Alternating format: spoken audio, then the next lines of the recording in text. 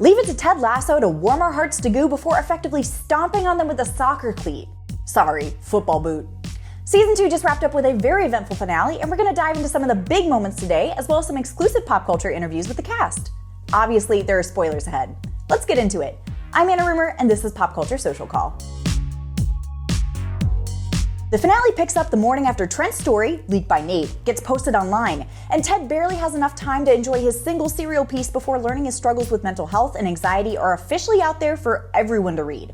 Luckily, Richmond has his back through it all, as they should. And while both Rebecca and the players are determined to find out who snitched to Trent, Ted is too pure for this world and wants to keep Nate, the not-so-great, out of it. Obviously, Ted's mental health problems being outed without his consent is not okay. But later in the episode, he uses a post-game press conference as a platform to discuss how mental health in general, and in sports, is not taken seriously. Also, can we talk about how good Jason Sudeikis is? Even Jeremy Swift had this to say to Pop Culture. It's breathtaking, his talent. It's actually quite annoying. Trent, what do you have to say for yourself? Oh, you got fired for giving up your source? Well... And it's time for Ted to confront a not-so-anonymous Nate. Here's where I was a little about it all. Nate says he feels like Ted has given up on him, which is why he's turned to the dark side. His big example is he gave Ted a photo for Christmas that's not hanging in his office, but we saw just a couple episodes that it's hanging in his bedroom.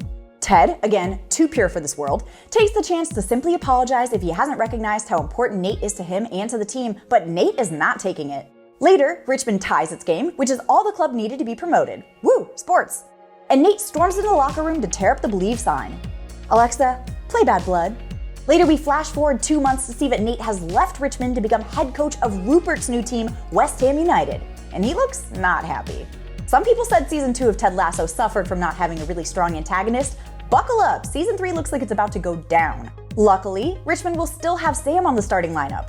Getting a sign from the universe, Sam turns down Edwin's offer, telling Ted and Rebecca, but mostly Rebecca after their little thing, that regardless of his personal feelings, he needs to do what's best for him.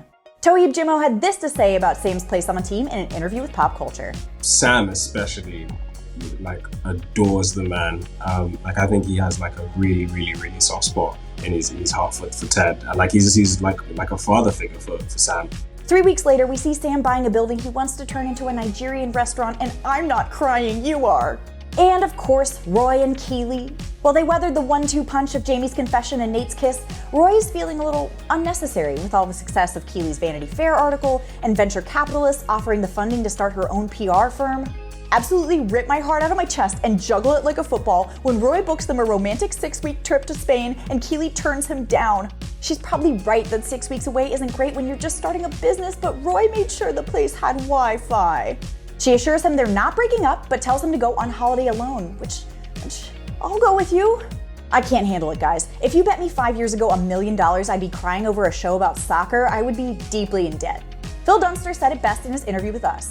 One of the great strong things about this show is that it reimagines and redefines and challenges perceptions that we have about certain relationships, family relationships, relationships with leadership, male relationships.